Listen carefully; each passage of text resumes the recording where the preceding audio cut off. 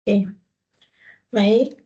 Sebelumnya izinkan saya memperkenalkan diri. Saya Mariurie, Quincy Melanesia Muai, dengan NIM 1020222300.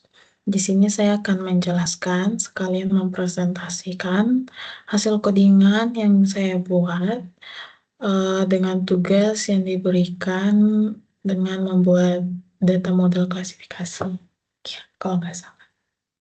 Sebelumnya saya akan share screen dulu.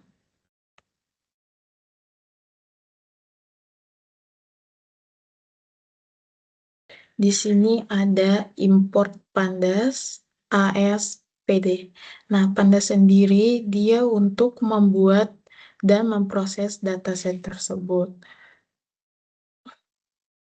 Kemudian kita run dan berhasil.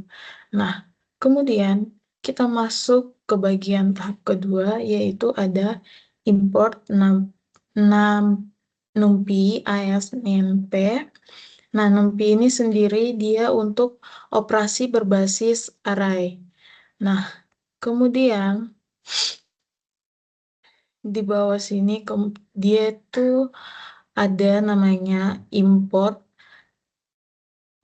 import import train test split. Nah, dia itu untuk membagi dataset menjadi data latih dan uji.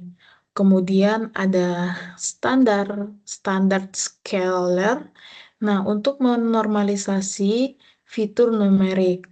Kemudian yang selanjutnya di situ juga ada label encoder. Nah, label encoder ini dia untuk mengonversi data kategorikal menjadi angka. Yang selanjutnya ada random forest classifier. Nah, dia ini adalah bagian dari algoritma klasifikasi berbasis random forest. Kemudian ada actuary scores. Ya, dia ini untuk mengevaluasi performa model. Oke, kemudian tahap berikutnya untuk kita memasuk ke data selanjutnya, yaitu kita memasukkan dataset tersebut, yaitu URL, untuk memasukkan link agar bisa menjalankan data selanjutnya. Nah, URL dari data tersebut, dia itu kita harus memasukkan data PD, ready, read, dan CSV URL. Nah, ini tersebut dia tuh menjelaskan juga, setahu saya, dia tuh diambil langsung dari URL yang diberikan menggunakan pdread CSV URL. Nah, kemudian data ini tersimpan dalam variabel data sebagai data frame pandas. Nah, kemudian di sini ada menampilkan print data awal dan print data head. Oke, kita tadi jalankan dulu, berhasil. Nah, print data awal juga berhasil, kemudian ada print data head. Nah, data head ini dia jelaskan, dia digunakan untuk melihat 5 baris pertama dataset agar memahami secara struktur datanya. Nah, terus yang bagian gambar-gambar ini, nah, bagian gambar-gambar ini tuh dia menjelaskan, gambar ini tuh menunjukkan tampilan sebagai dari dataset dalam bentuk tabel yang biasanya diperoleh dari hasil pembacaan file CSV atau database-nya. Nah, selanjutnya kita masuk di bagian label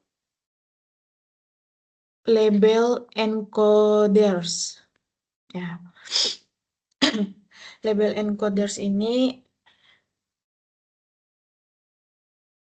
nah kita jalankan berhasil. Jadi label encoders ini dia itu eh lab berarti dia itu, nah di situ kan ada kayak macam istilah kode gitu ya, kode yang LE kalau nggak salah, yang lab yang LE. Nah, dia tuh artinya label encoder. Kemudian ada data. Nah, data ini data ini dia itu juga menjelaskan data call. Nah, yang ini. Data call ini dia itu adalah LE feed transforma atau data call. Nah, kemudian yang selanjutnya itu ada label encoders. Dia itu simpan encoder jika diperlukan untuk di coding. Nah, jadi untuk membuat dari data tersebut, dia ini harus disimpan untuk bisa membuat data data codingan ya kalau nggak salah. Label code juga digunakan untuk mengubah data kategorikal menjadi angka. Kemudian daftar kolom kategorikal disimpan dalam categorical columns. Nah, habis itu ada um, ini ya. Nah, di bagian situ ada loop, loop, loop itu for. Nah, for iya, maksudnya nah di situ ada loop. Nah, loop for ini itu. Loop for ini tuh digunakan untuk mengkonversi setiap kolom kategorikal menjadi bentuk numerik gitu. Kemudian kita masuk, ini tadi belum dijalankan ya. Oh, udah lah ya. Nah, terus di sini tuh eh kita masuk di bagian mana tadi? Nah, ini. Kita masuk di bagian masuk di bagian memisahkan eh, fitur X dan Y gitu. Nah, eh X ini adalah data drop, yaitu yang berisi Y aksis sama dengan 1. Nah, dia tuh semua kolom kecuali targetnya. Nah, yang Y itu adalah data Y, yaitu dia bagian dari kolom target. Nah, X ini berisi semua fitur kecuali kolom target Y. Kemudian yang Y adalah variabel target yang yang ingin diprediksi. Kemudian kita masuk di bagi data menjadi data latih dan bagian diuji. Yang ini. Oke, nah di situ ada X-train, ada eh, X-test, ada Y-train, Y-test, dan sama dengan train test split. Y, X, Y test size dari size 0,2, random stat 42, dan stratifi sama dengan Y. Di situ tuh dia tuh menjelaskan bahwa database database itu dibagi menjadi 80% data latih dan eh, 20% data uji. Kemudian random state sama dengan 42 itu memastikan hasil yang konsisten setiap kali kode dijalankan. Nah, stratifinya itu sama dengan Y. Dia itu memastikan proporsi kelas dalam Y tetap terjaga di data latih dan uji.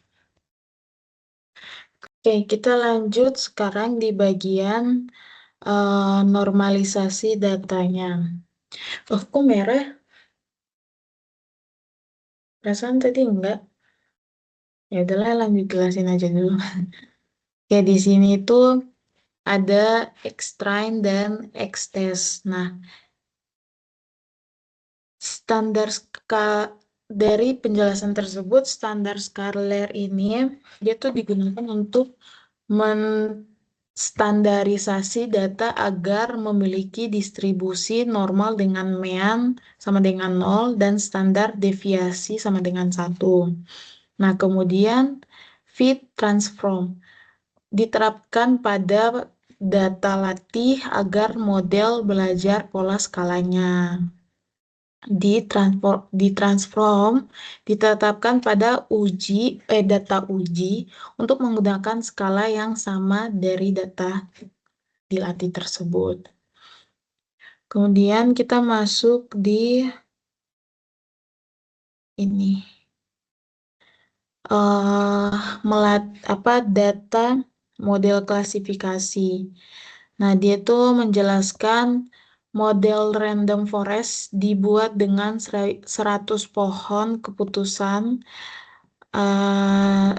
dengan tanda buka kurung n, terus ada itu garis strap dan estimator sama dengan 100 tutup kurung.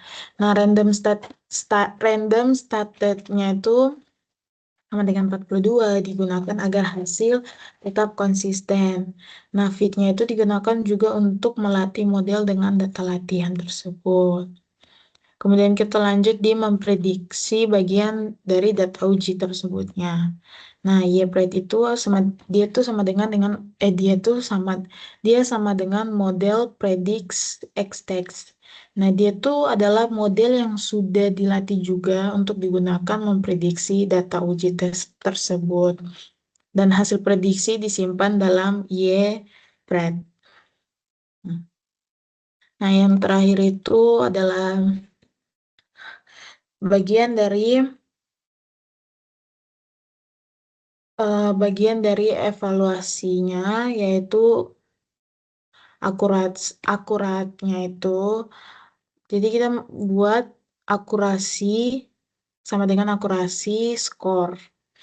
Nah, dia tuh menjelaskan juga bahwa akurasi skor ini itu menghitung akurasi model classification report ini juga memberikan metrik evaluasi lain seperti precision, recall, dan F1 score. Dan dia juga menggunakan print untuk menampilkan akurasi model tersebut. Jadi akurasi tersebut adalah 0,91. Gitu aja, Pak. Mohon maaf bila ada kesalahan. Mohon maaf. Itu hanya yang bisa saya tahu, Pak.